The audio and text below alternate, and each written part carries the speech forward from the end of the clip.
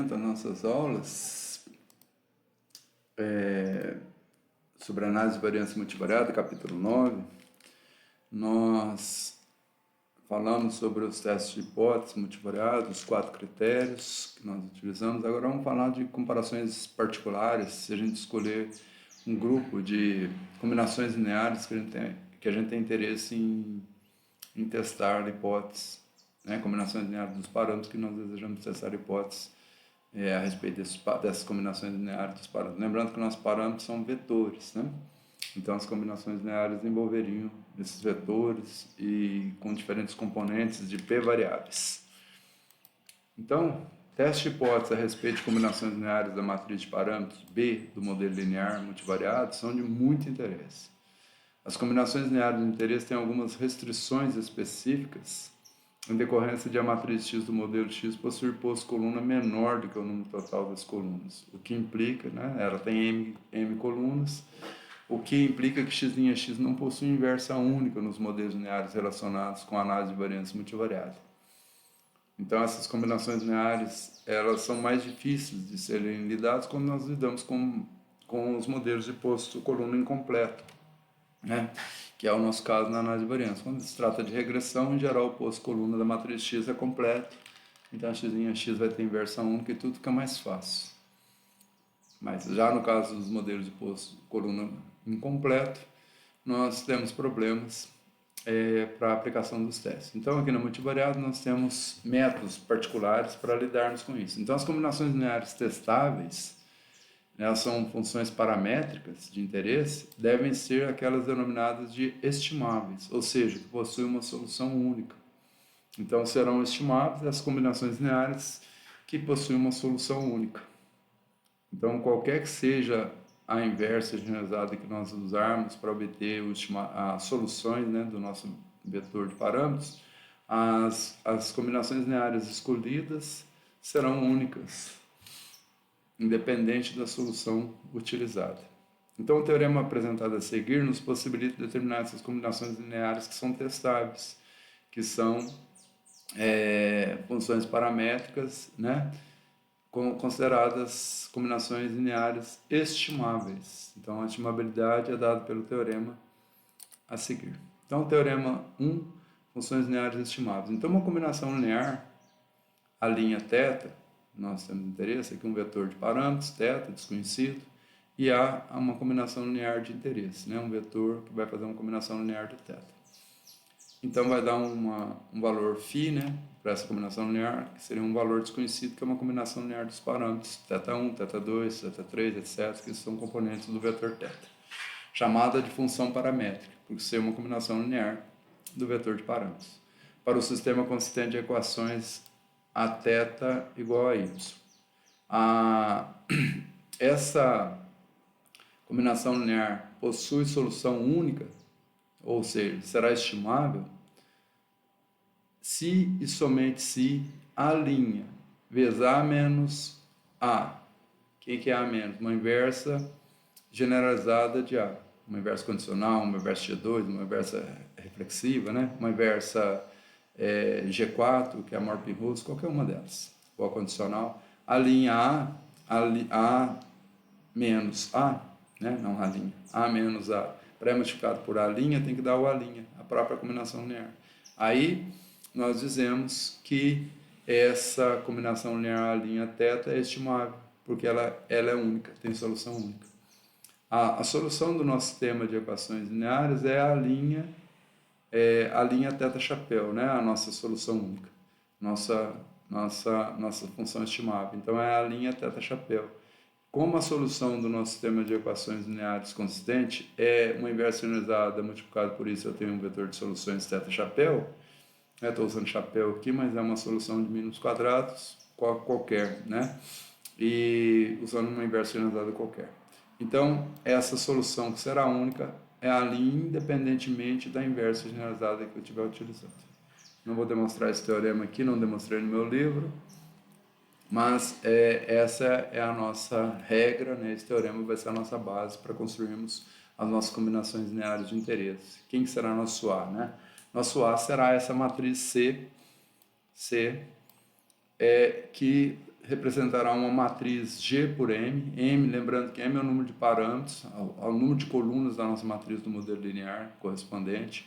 Então, nós vamos ter uma matriz G com G combinações lineares de posto linha completo, ou seja, posto é igual a G. Então, são G linhas linearmente independentes dessa matriz e M colunas. Então, lembrando que a nossa matriz de parâmetros B, ela é M por P. Então, nós vamos ter uma G por M, M por P, e a matriz M aqui, ela é uma P por Q.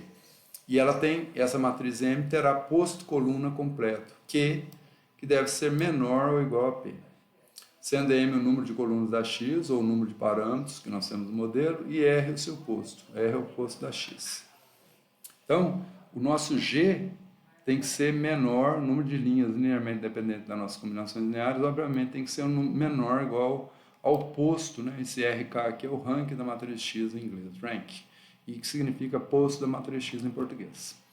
Então, o G tem que ser menor ou igual ao R, que é o posto da matriz X, o número de colunas linearmente independentes da matriz X, ou seja, o número de parâmetros que são linearmente independentes nessa matriz X, a matriz de incidência dos efeitos do modelo. Então, essa matriz C faz as combinações lineares dos parâmetros e a matriz M restringe as variáveis que estão contidos na matriz B, né? As colunas do B aqui representam diferentes variáveis. E a matriz C faz combinações lineares dos diferentes parâmetros de interesse, né? Faz combinações lineares das linhas da matriz M e da matriz B, perdão, e a M restringe a parte de variáveis envolvidas. A matriz C, então, é utilizada para funções estimáveis no âmbito dos parâmetros, e a matriz M é utilizada para restringir as variáveis. Parâmetros em relação a quais variáveis? Né? A mais comum para a gente adotar é a matriz M, identidade de ordem P, índice IP. Então, se nós adotarmos isso, então nós temos a hipótese C restringe a CB igual a zero. Então, a M é igual a uma identidade de posto P, né? Então ela vai ser P por P e o posto dela é P, que ela é uma identidade. Então, eu não estou restringindo nada em respeito às variáveis. Mas eu posso restringir em relação às variáveis de acordo com a minha vontade e a hipótese que eu preciso testar. A matriz C possui em suas linhas G combinações lineares que devem ser linearmente independentes e que representam funções estimáveis, né? Ou seja, então, de acordo com o nosso teorema 1, como é que é? A A' vezes a inversa generalizada A, vezes a inversa vezes a A original tem que dar a própria A'. Então, nossa linha lá no nosso sistema, lá no nosso teorema 1, é o C. A nossa A inversa é a x' x-, que é nós estamos resolvendo as equações normais multivariadas, né, que nós apresentamos anteriormente em outras videoaulas passadas desse mesmo capítulo. Então, a inversa generalizada dela, qualquer uma delas, vezes a própria A. Tem que dar C. Então, se isso acontecer, a C será uma matriz de combinações lineares que vai ter solução única no final. Então, a solução única, que é uma função, que serão as funções estimáveis para o nosso interesse do teste da hipótese, elas vão ser dadas por C vezes o vetor de soluções qualquer, independentemente da inversa generalizada, vezes M.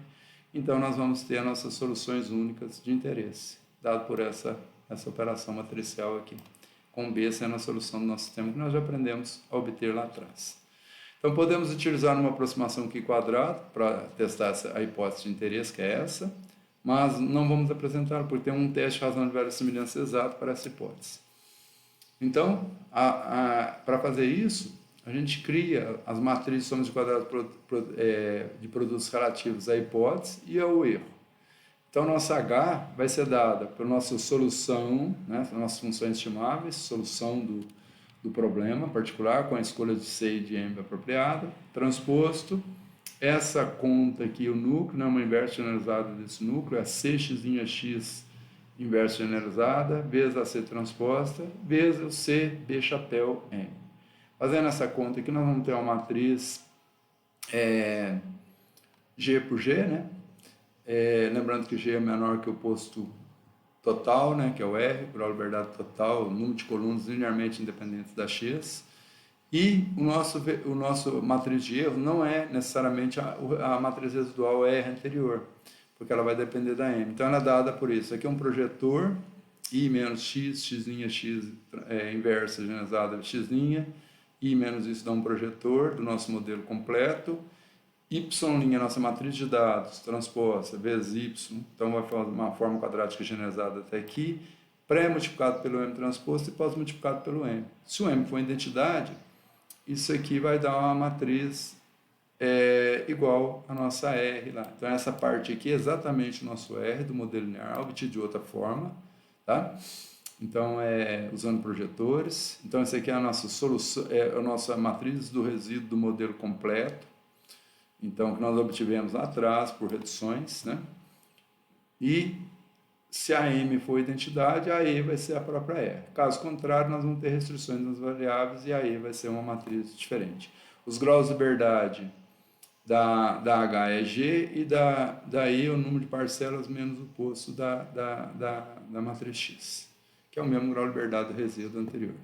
E o grau de liberdade associado à nossa hipótese é o número de linhas linearmente independente da matriz H. Então, tendo as duas matrizes H e erro, nós aplicamos nos 4 critérios da tabela 5.1. Podemos escolher o critério de Wilks, o critério de Roy, o critério de Lowry ou de Hotelling. Né? Hotelling, esqueci. Oh, meu Deus. Hotelling, Lowry e Pila. Troquei, né?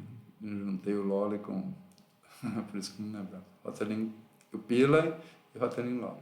O Pila que é a generalização do critério de Roy. Ou simplesmente usarmos o nosso critério de Wilks, que é o critério da razão de verossimilhança, com aproximação F. Infelizmente, temos que usar a aproximação F na maioria das vezes, a menos que o grau de liberdade seja 1 para o G seja igual a 1. Apenas uma combinação linear só de interesse. Em geral, então, quando temos diversos fatores em um modelo linear, as matrizes somas de quadrados e produtos atribuídos a cada uma das fontes de variação do modelo, incluindo as somas de quadrado tipo 2, tipo 1, tipo 3, podem ser obtidas com escolhas apropriadas da matriz C. Nós não vamos fazer isso. Quem tiver interessado pode consultar o livro do Tim, né? O Tim NH, Apply Multivariate Analysis, é um livro de 2002, tem 693 páginas, então tem detalhes dessa parte. Como eu disse, esse é o capítulo que eu menos atenção dei. Eu preciso melhorar bastante esse capítulo para incluir mais resultados importantes para análise de variância multivariada e para alguns outros modelos lineares de posto-coluna completa, etc., que seria o caso das regressões múltiplas multivariadas ou linear simples multivariada. No exemplo 2, que eu vou fazer em uma outra videoaula, nós vamos apresentar o resultado do teste de hipótese para a igualdade dos vetores de efeito fator considerado no exemplo 1, utilizando os 4 critérios tradicionalmente utilizados na literatura especializada. Então, nós vamos pegar esse exemplo aqui, exemplo 1, que é a matriz de somas de quadrados e produto do tratamento, do resíduo, né? E vamos aplicar o nosso teste usando a tabela 5.1 para ilustrarmos como aplicar. Não o teste de hipóteses escolhendo a matriz C, que eu não tenho nenhum exemplo para esse caso no meu livro também. Então, ficou só a parte teórica dessa parte, né? Só algumas considerações teóricas e não aprofundei e não trouxe nenhum exemplo para ilustrar isso. Então, em futuras edições, quem sabe a gente melhora esses aspectos desse capítulo. Então, muito obrigado por assistirem e vamos apresentar o exemplo na próxima